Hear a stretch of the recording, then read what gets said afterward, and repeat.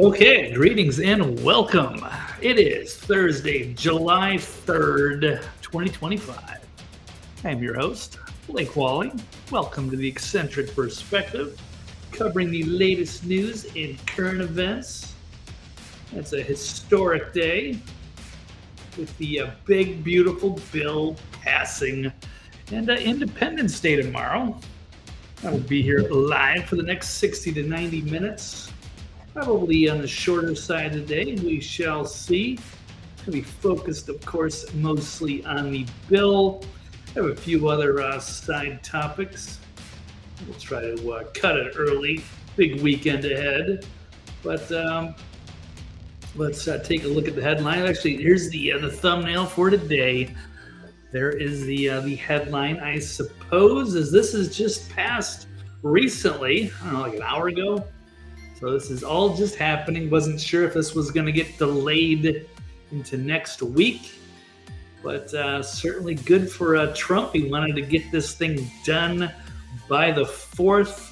So I guess everybody can celebrate, although it's certainly not a perfect bill. But we can dig into that from both sides. But there we have it. Let's take a look. What else is on tap?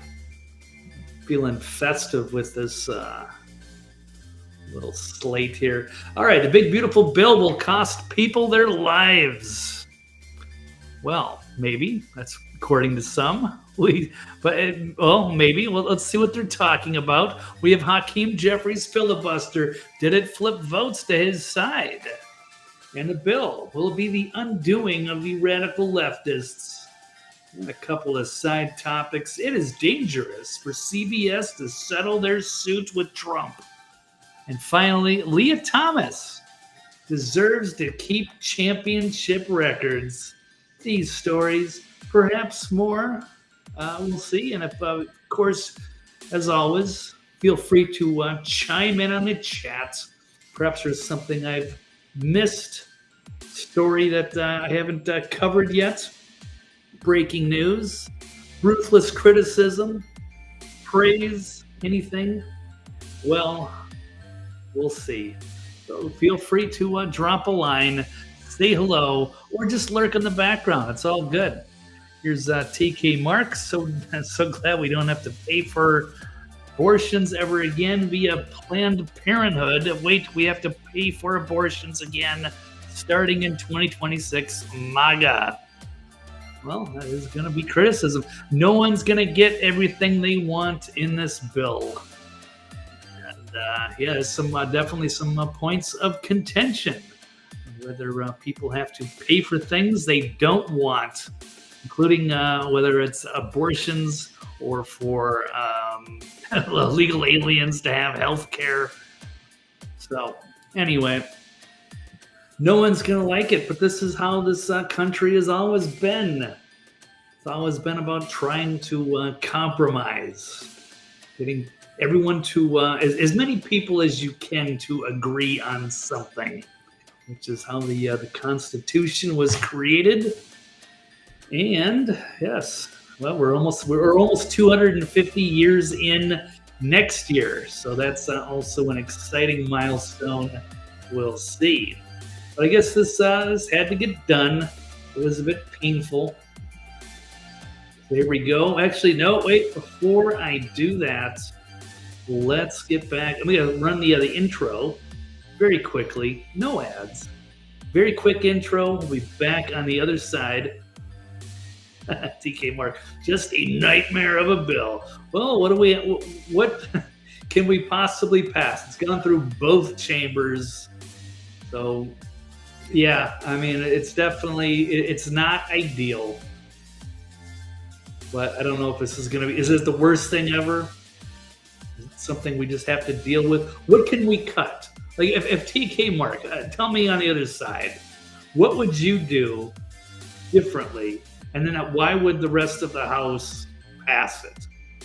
Why would your opposition say, yes, this is good, we should go with that? Because if we went the Thomas Massey way, or if we would have taken the Hakeem Jeffries way, we would have had very different versions of that bill. Would any of them pass? This is the only one where they could get as many people as possible to shove it through. Or what? I don't know. Yeah, it's too bad they can't just break the thing up into pieces and they had to just shove one giant thing down there. But just we're forced to live with it. It's just the way they do business now, unfortunately. We thought things would be a bit different, but sometimes it's just a little bit more of the same. But anyway, again, it's about compromise in the end. That's what had to be done, I suppose. So at least we can get this, clear the decks, and get back to work on the other side after this holiday weekend. And of course, after this very quick intro, we'll jump into all of the specifics. So see you soon.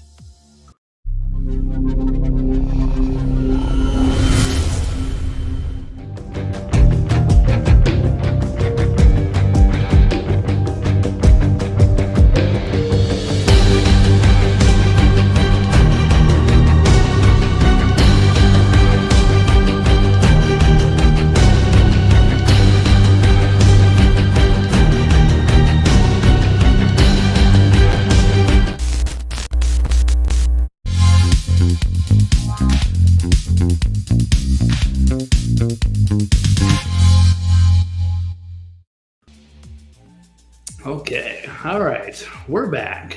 And now it's time to face reality.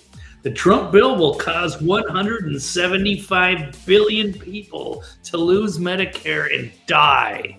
So you guys happy now? Forced everybody to go along with this? Now you're going to see half the country perish.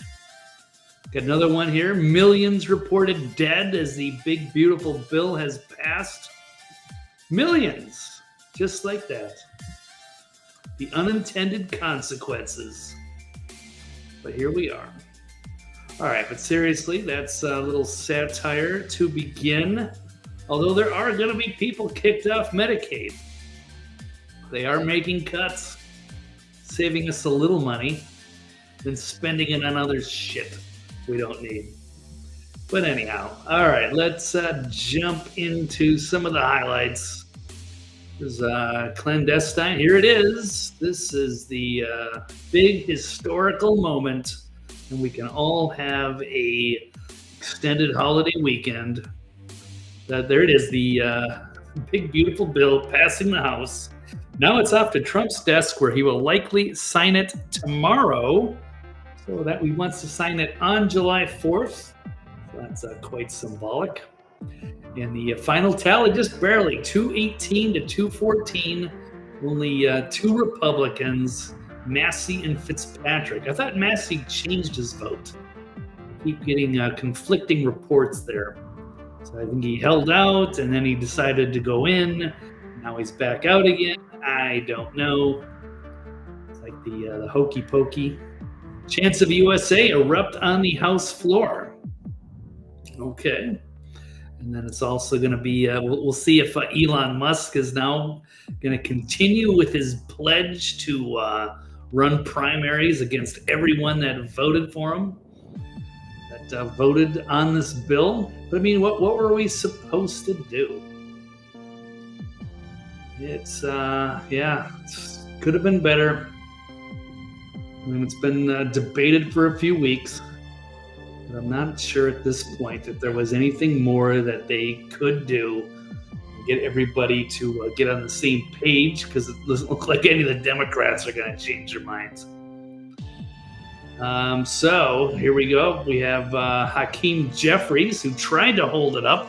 Wasn't Massey this time. It wasn't Massey grandstanding and delaying everything. It was Hakeem Jeffries and the other side holding up the final vote with an embarrassing hours-long filibuster, although I think he did set the record. So good for him. Congratulations. Well, no one's going to care. But backfires because he actually flipped one undecided GOPer.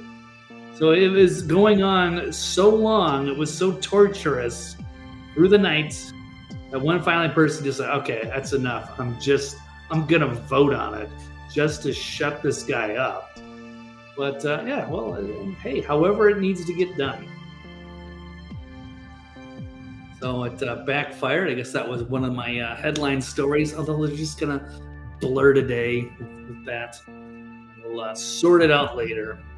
But this is kind of a special episode in the sense that it's really just mostly on one topic, as this is a holiday weekend, and it's a this is obviously just dominating the news cycle. Let's continue to move on. Oh, here's the highlights in case you missed it. The classic Democrats switcheroo, just so they could get the optics. Make sure they had the proper background to make it look like everybody was alert and paying attention throughout this House Democrats filibuster. Dollars. We're going to continue to do. Representative Val Hoyle had an amendment to increase Pell Grant funding, Pell Grant awards that are severely undermined in Donald Trump's one big ugly bill. Mr. Speaker, it's extraordinary to me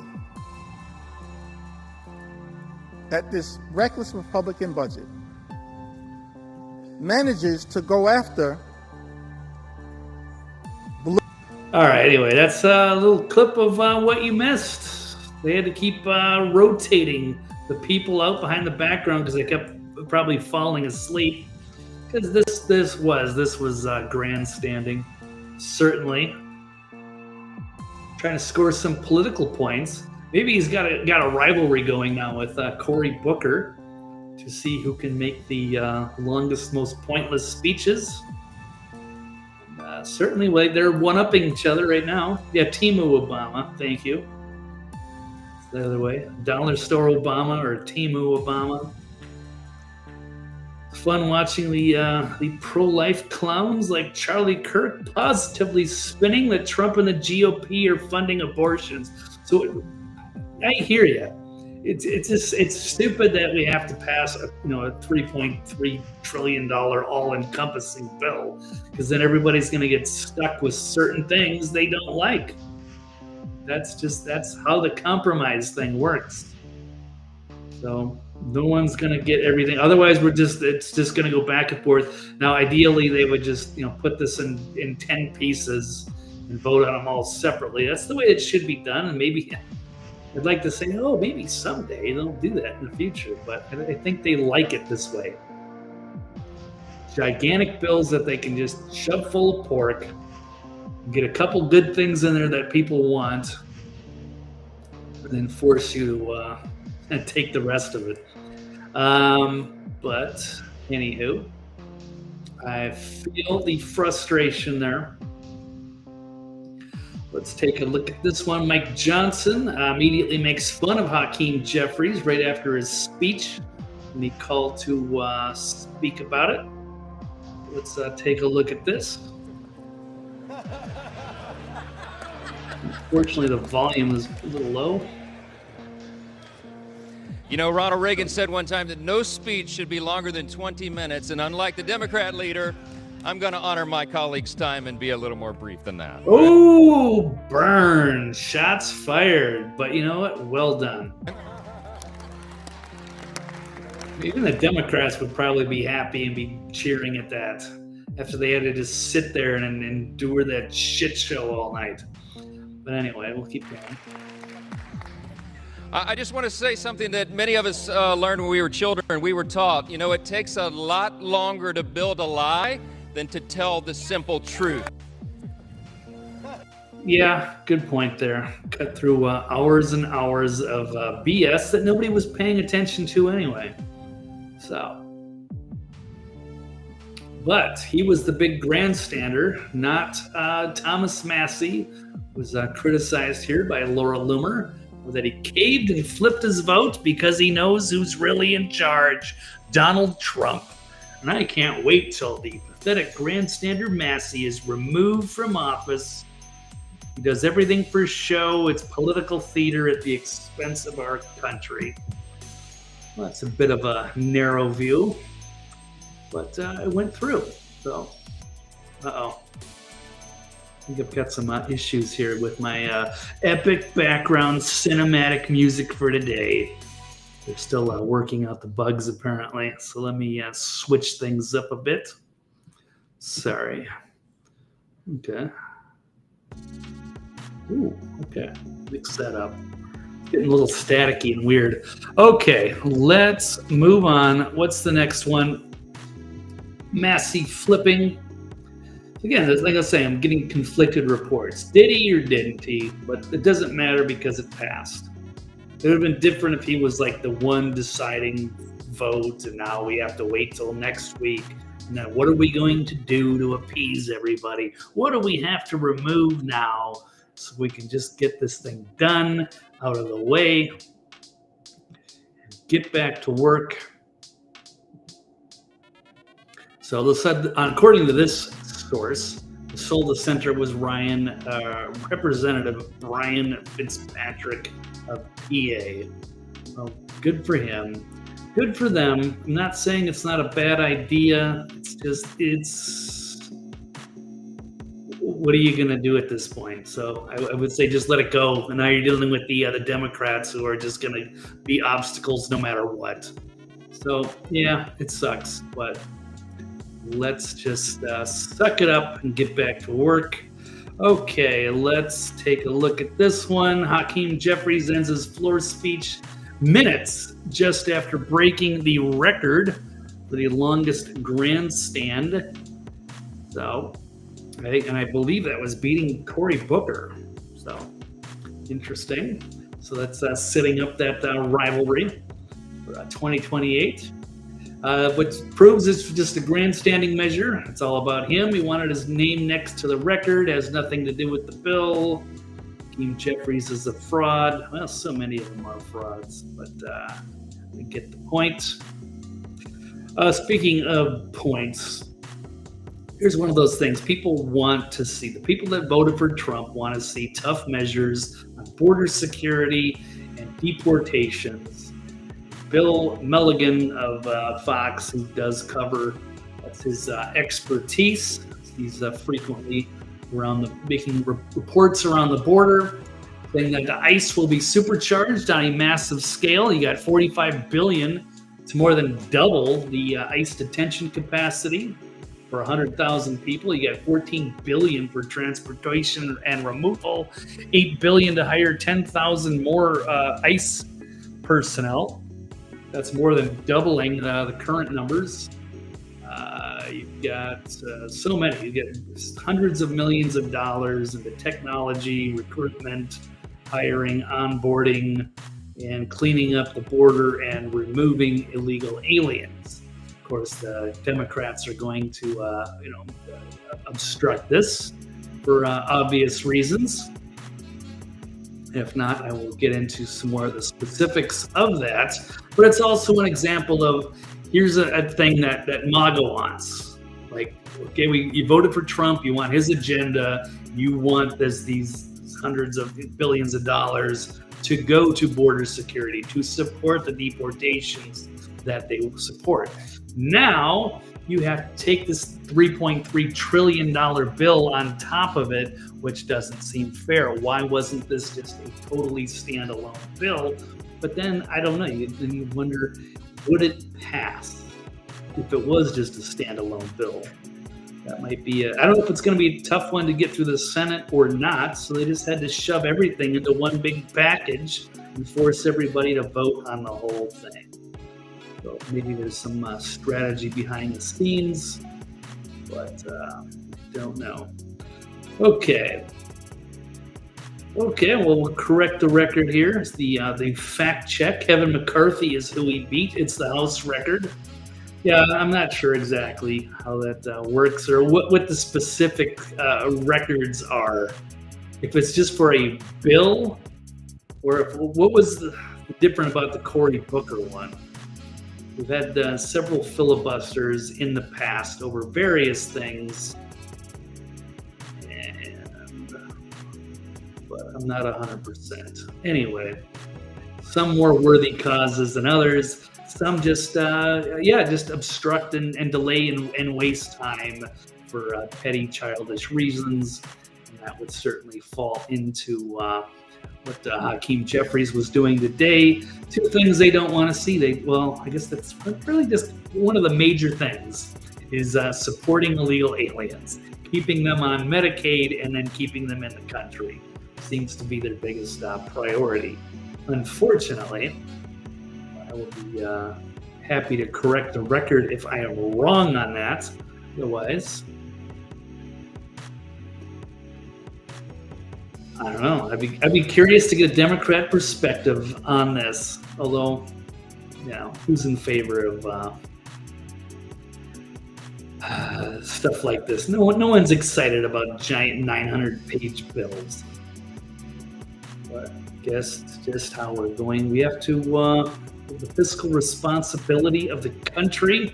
I guess we have to put it all in writing. All right. So here it is right in front of 4th of July. All right. We'll keep moving along. Other problems with this bill. The new bill puts limitations on the no tax on tips and no taxes on overtime. And some of the things people liked about it, including myself, were taken out, were changed, but maybe this isn't as bad as it seems. So, but more things to criticize. The new bill puts limitations, so there will be no taxes on tips up to $25,000, and there will be no tax on overtime up to $12,500. So I think those seem fairly reasonable. There will be some tax on both. So this is something, it does affect me. It has affected me my whole life because, even in high school, I was delivering pizzas. I was a professional bartender for 16 years in Vegas and LA. I've done so many so much gig work and things with servers delivering all kinds of stuff. So this does affect me. I've seen the taxes on tips go up astronomically under Obama when I was a bartender, and that was disturbing to see that. So this is going to be a good thing, especially for people like who don't make that or who don't make much of a minimum a wage. So when I was in Vegas, bartending, it was all unionized and it was a great gig. But now I'm in Tennessee where the bartenders, they only get I don't 100% know exactly how it all works, but they only get like a $2 or $3. So there is no minimum wage because they're expected to get money from their tips, and then they're being taxed on top of it. So it'd be hard to make a living, I would think, in the service industry, depending on where you're at. But taking the taxes off of tips and overtime is a huge game changer. So that is good to see. So even though we didn't get fully like they were promised, it covers a pretty big chunk. It's hard to make over $25,000 in tips a year, unless you got a good gig. But at that point, you got a good gig, so you really can't complain a whole lot. Okay. Yes, filibuster is different than the magical minute the opposition leader in the House gets. Is there anything in the there about securing elections? I don't even know. I don't know what was cut out of it because things changed as it went from the House to the Senate and then back to the House again, where it was passed and presumably goes through now and then gets signed tomorrow. So I don't have a total rundown of everything that was in there, cut out, added. But I'm kind of I'm over it. I know it's sad to see the country's in $37 trillion in debt, and I would like to see simpler bills. It's probably not going to happen. It's not worth stressing over at this point. This isn't going to be the straw that broke the camel's back. Life will continue to go on, and we'll see. We just got to give Trump the benefit of the doubt now. Trust the plan, I suppose. Not all the way that plan, but just trust his economics. Trust that his tariff idea is going to take hold, and his tax cuts, and we're going to bring in all kinds of more money over the years coming up, and this is all going to offset, and America's going to survive and thrive. But maybe not. But I mean, it's not going to be just because of this bill. So I'm happy it's just going to get done. If it goes well, great. If it fails, we tried. And I guess it's going to be a lesson for next time. All right, keep going. How about, it's the community notes on the tax on tips and taxes on overtime. But again, they have pretty good maximums there. I think that's plenty of wiggle room. More people are getting pretty much what they wanted. Let's see. Yeah, stop doubting Trump. Set aside politics. This isn't about politics and this charade of paying off the debt. This is war. There's far more happening behind the scenes than we will ever know. And so let's just let Trump get his way. Trust his plan. Trust his vision. That's really the only choice that we have right now. So, what else do we have?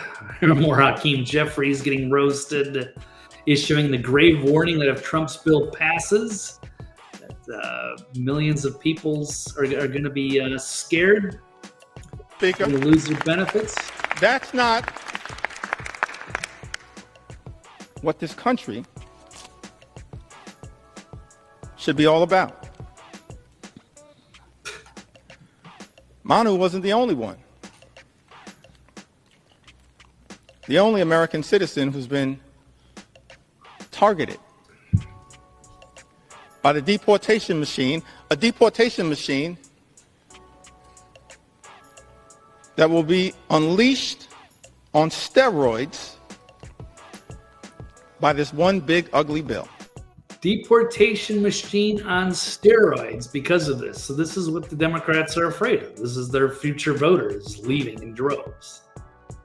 This was, speaking of trust the plan, it looks like it was part of their plan. People need to understand, here's an interesting tweet.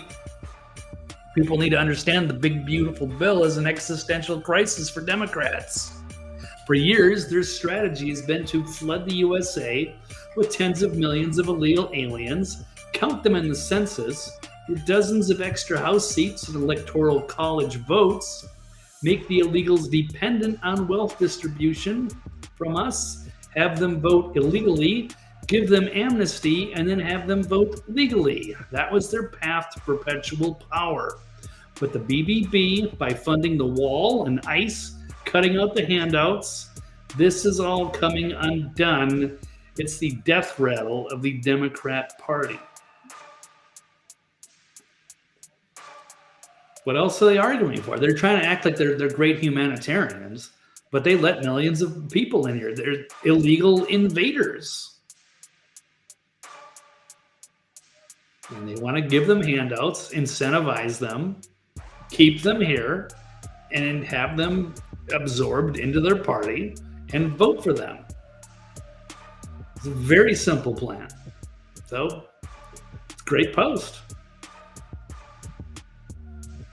So, Democrats are going to vote against it. For a lot of weird reasons. Makes you wonder where their loyalties are. But I mean, I guess, if they lose House seats and lose their voters and they're out of business, then what are they going to do? So, anyhow. So, very good. Let's move on. How about Yeah, here's one of the interesting notes of this. Democrats and the fake news media are hiding this from the American public, that illegal migrants collect more food, housing, cash benefits, and Medicaid than natural-born citizens.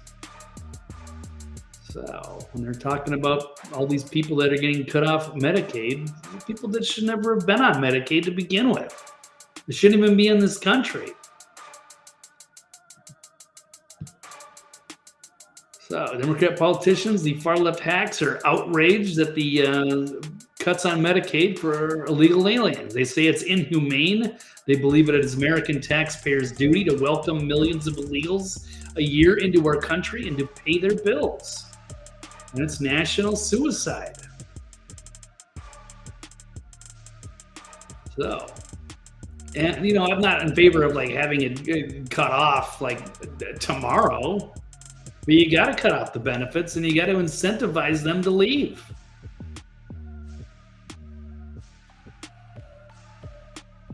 Okay. They've taken advantage of the system long enough. And I'm not saying that. It's mostly the Democrats that have allowed this problem to manifest.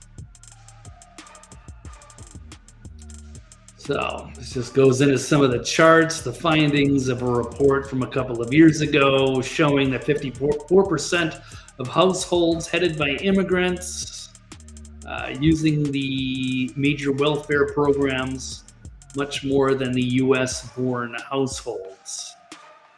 So there are significant numbers of welfare use, government money going to non-citizen headed households.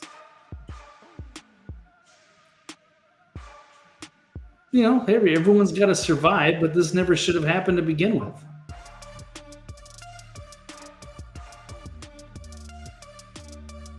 Okay. You got the anchor babies, all that kind of stuff. Yeah, it's really hurt us economically. And that needs to be cut off. Okay. Let's move on to the next story. Journalists up late deciding whether to compare Trump's bill to compare it to Jim Crow or to the Holocaust. Pretty much, it's another satire article. Babylon Bee nailing it again. But that's how they're going to twist it. Oh, man.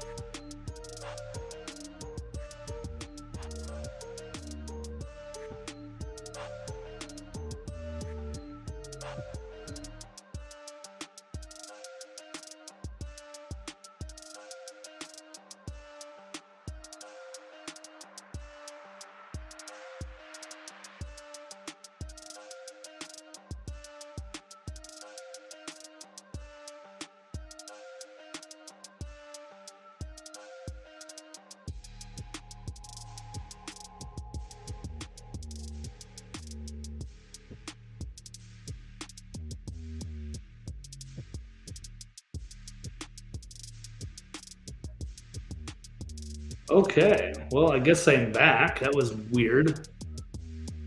Internet just cut out there. I'm not sure exactly when it cut out.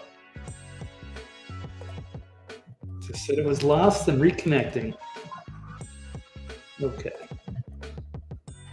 Weird. All right. Well, anyway, let's continue to move on like nothing ever happened. Okay. How about good news on the border situation? Trump administration delivering the most secure border in American history as June data smashes records. They're very serious about getting this job done. Democrats don't like this. They recorded just 6,000 apprehensions on the southern border in June, 8,000 nationwide, new historic lows. That's the lowest number since 2002, over 20 years.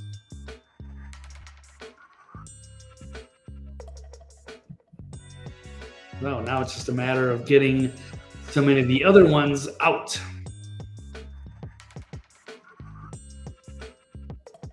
Disaster. What's the disaster? My internet cutting out, or is it the secured border, or is it something else?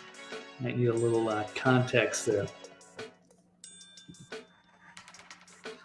But for those that choose to stay and get caught, if they're criminals, they'll get shoved into Alcatraz. But they say it looks like a hotel compared to the Biden detention camps. I think our viewers at home should note that this is air-conditioned facility, so if any of the news claims they're keeping them out in the hot, humid South Florida, that is wrong. It's probably 62 degrees here, to be honest. Hey, yep. Biden wanted me in here, okay?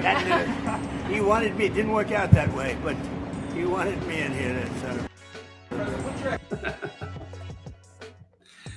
Okay.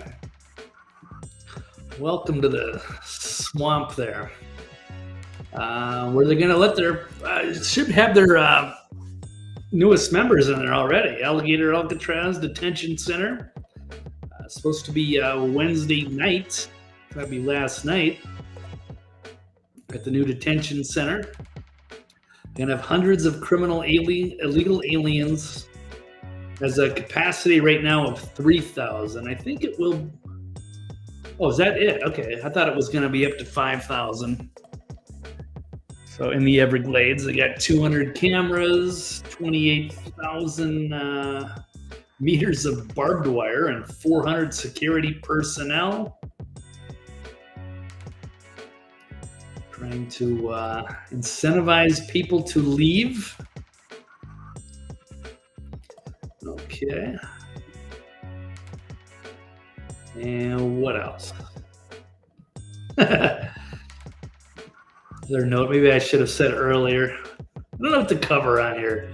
Nancy Mace in her pajamas and her dog bringing in the voting on the big beautiful bill. Yes, I don't know. Is it a fun little publicity stunt? A lot of people are giving her a hard time. Must be nice, though. I mean, how many? They don't work that much. But sometimes they do have to pull these awkward all-nighters. But I'm sure it's well worth it. They are well taken care of. Not voting to take their Medicaid away. That wasn't in the bill. All right, moving on. Got Tim Burchett from Tennessee demolishing leftist hack after catching her telling a lie about the big beautiful bill. Small highlight if we haven't seen it. Is very clear about how many people are going to be kicked off of health care until you were against the CBO. No, ma'am. You listen. If you want to, But there it is. It's good to see him kind of call out that talking point there, because that's what they're trying to just shove down everybody's throat. Is that they're just taking everyone's health care away. Millions of people are going to die. How do you feel about that? Well, let's push back. If you want to do the editorial, just go ahead. You don't need me on here. But the These CBO, are facts, sir. I would I don't like have to to see editorialize. scores. I would like to see what the economic output of every bill.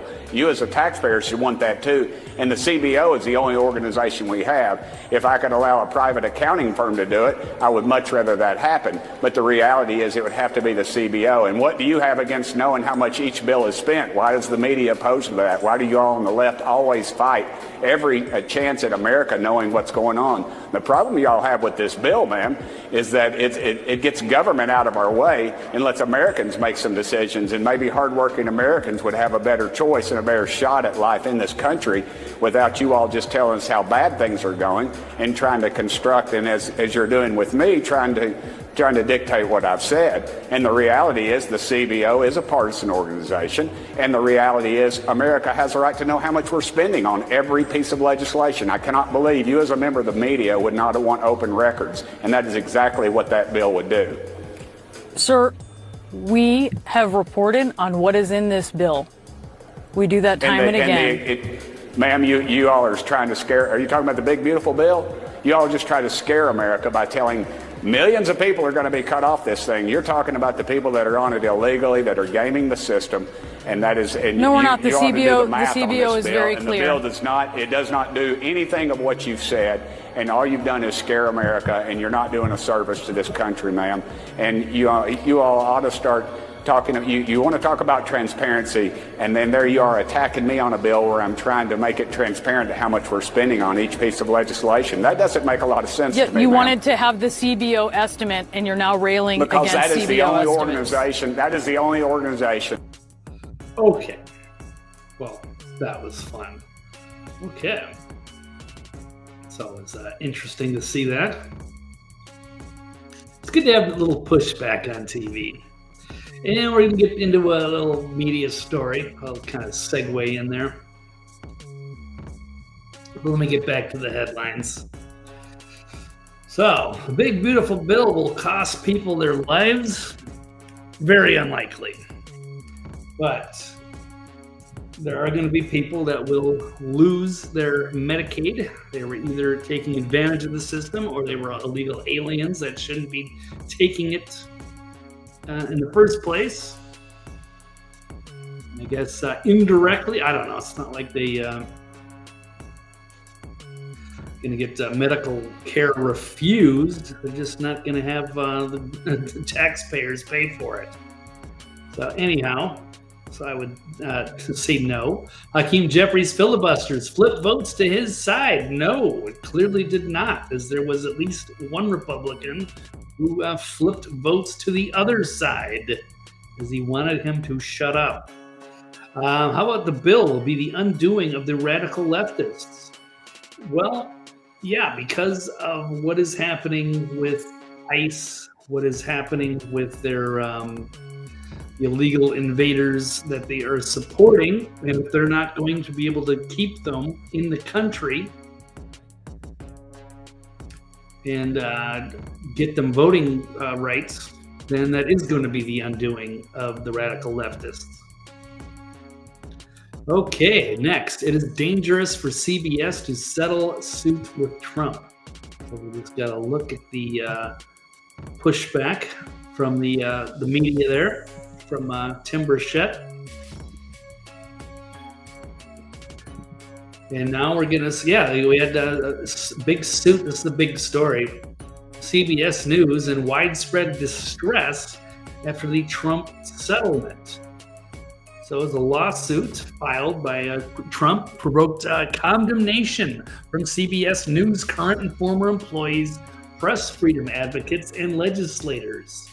Paramount's agreement to pay $16 million to resolve a civil suit over what Trump said was the network's deceptive editing of an interview with presidential candidate Kamala Harris. And it sets a dangerous precedent, journalism advocates warned. But they did use deceptive editing. And they did stuff to fool their audience, much like that CNN hack. Trying to, fear-mongering, like people they're cutting Medicaid, that's going to hurt people. And it's going to, hurt illegal aliens. It's not going to hurt the regular Americans. And now they've they tried to fool. This is basically it's election interference. They knew Kamala Harris was a terrible candidate, and they had to actually edit the video to make it look like she wasn't a total moron. So they edited the response to make her look better, and that the action amounted to election interference. Yeah, it's not something. They could have just cut it out entirely. They knew she was terrible. They could have made the interview longer. They could have added other segments. They do plenty of stories. They didn't have to focus all of it on there, but they knowingly They actively chose to edit a piece to make her look good. And it was wrong. It was selling a fake story to the people out there who don't know much about her. What they should know, she's terrible at what she does. I can't believe she was the VP. Not really sure what she did. They basically tried to hide her until they were forced to, support her for president when Biden no longer could. So the media did everything they could to polish a turd, including deceptively editing. So I think they deserve to get sued for that. So tough shit. Not going to get my sympathy there. It's also wild to see Bernie Sanders was defending this as well, or talking about how dangerous it was. Isn't it dangerous to lie and mislead people? Here we go. Let's watch a clip from Rogan. But what about the other the other lawsuit with the conversation that they had with Kamala Harris, where they edited the answers that she had to make it look more precise? 60 Minutes, they were suing 60 Minutes. Yes. Is, to my mind, historically, they've been around for a very long time. They're not infallible, but I think you look at most objective people will say 60 Minutes has a sterling reputation for investing. Had a sterling reputation. Maybe like before Scott Pelley. I mean, yeah, for decades, they did a lot of great work. But they have been incredibly biased, probably the last 20 years. So they can't just use that as an excuse just because they were the gold standard for investigative journalism. Now they got Scott Pelley, who's a total corporate hack, probably an intelligence asset. They're a shadow of what they used to be. So they don't deserve to be on that pedestal. Now they're involved in a scandal there. And they've lied before. With the Leslie Stahl and the Hunter Biden laptop. That was a great clip. I have a video from that. I won't go into the weeds, but it's not the first time. They've had a number of issues over the years. So I think this is a good wake-up call for them. Either get their shit together or just disband, because you're ruining the legacy that they used to have. It's sad to see Bernie defending that.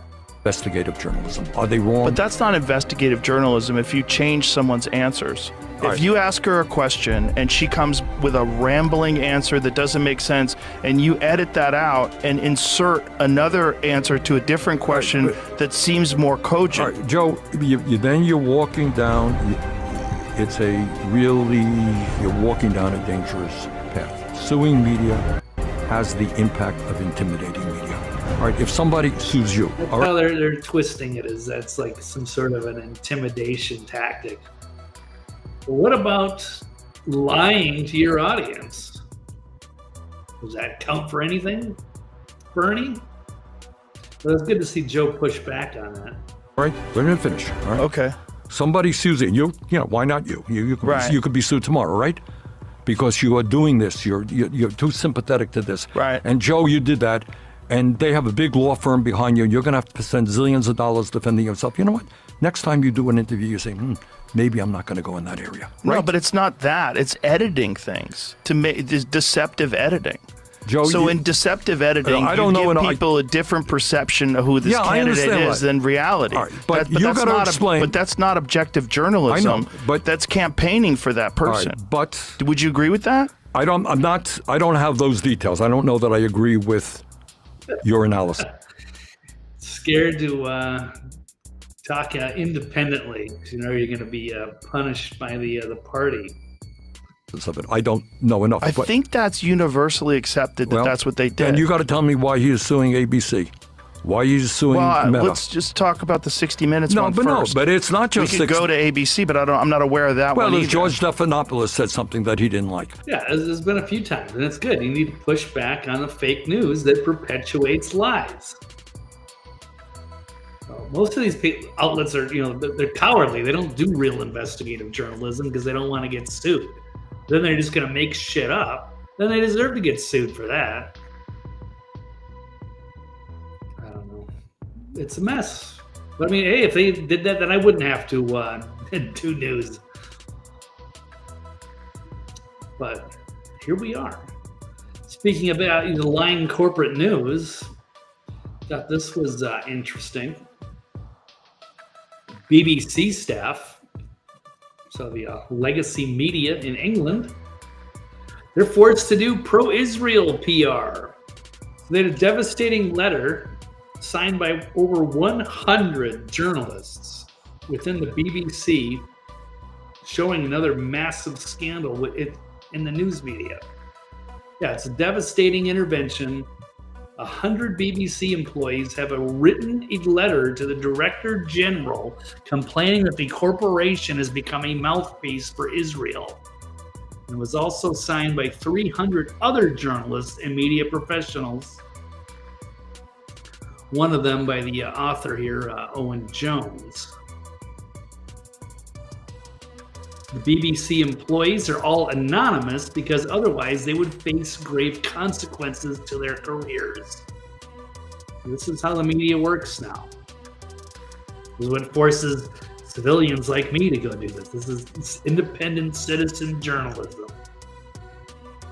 Because it could be somebody's corporate journalist, got a prestigious degree at Columbia or what have you, and then they go work for one of these outlets. And the only way they get to keep their job is by towing the line. Don't make waves. Do what you're told. Use the preferred narrative. Stick to your talking points. Don't criticize Israel. And so many other things.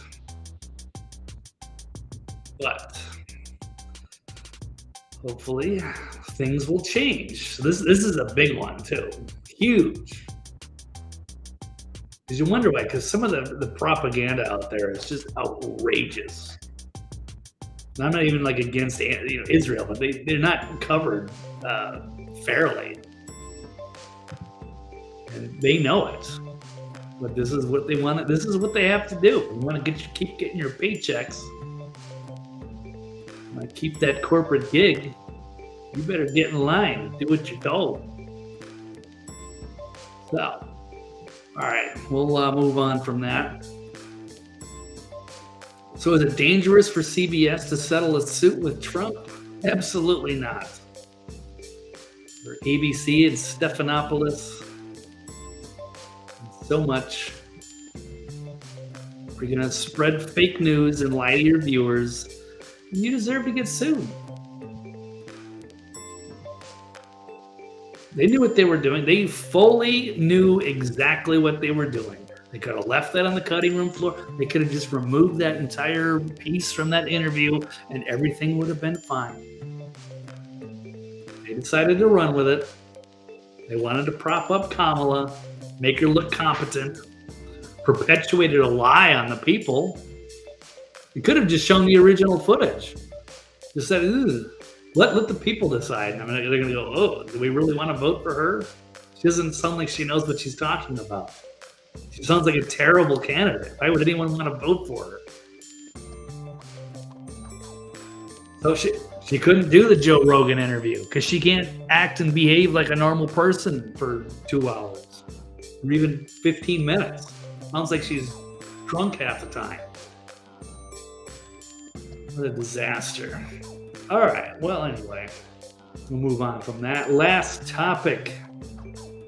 Lia Thomas deserves to keep her championship records. Well, I phrase that in a way. I try to remove the he, she pronouns. All right, well, there's been a big change on this one. restoring our reality back to sanity. Trying. Let's find it. UPenn swimmer Lia Thomas medals revoked. The trans athletes are banned from competing following Trump probe. So the University of Pennsylvania this week announced it would strip transgender swimmer Lia Thomas, aka William Thomas, of his titles, after a Trump administration probe indicated the college had violated Title IX protections by discriminating against female athletes. Interesting. It's a big reality check. So UPenn now, so they've agreed to revise their records and titles from that season where Thomas dominated biologically female competitors, going on to win the Division I championship. And additionally, UPenn has imposed a ban on transgender athletes from competing against women. So huge news. Look at that. Look at the huge guys just towering over these two women who obviously did not win. She got the silver, she got the bronze, while a biological male with mental illness stole the medal, stole the championship. There's Riley Gaines, very outspoken against her. And just how awful it was that they were, had to share a locker room with this dude. And it was like the absurdity, like this is a biological man with a penis parading around in the women's locker room and dominating the competition, winning medals, and everyone's just supposed to play along. This is okay. It was not okay. Like a mass mental illness of this country for years, having to sit. They're finally fixing this injustice. So that's, I guess, that's a pretty big win. Supreme Court to hear cases on banning males and female student sports. So this is going to get weird.